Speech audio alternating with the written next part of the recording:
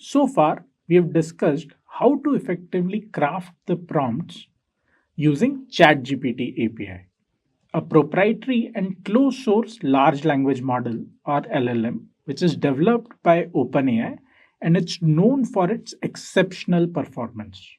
Now, there are some benefits which you get by using these closed source LLMs like ChatGPT, which is that these are state of the art. So right now the performance which GPT is providing is way better than any other model out there. So you can access the state of the art at a fraction of the cost, and they are great to get started.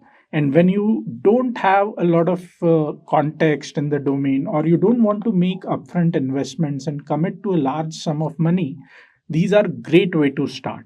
However, as you scale, there are some challenges which you might run into.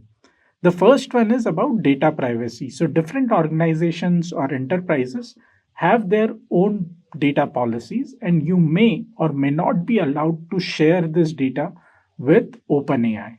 So, if that is the case, you cannot use ChatGPT and the APIs which it provides. Similarly, as you scale the model, and if you want to run this at a large scale, you would incur very high costs without actually developing the technology. So, this becomes prohibitive as you scale up the use cases. And this is where open source LLMs can come into picture. Open source LLMs stand out for their accessibility as these models are freely available to everyone. Users can access, use it for any purpose, modify, and then distribute the model's code and architecture.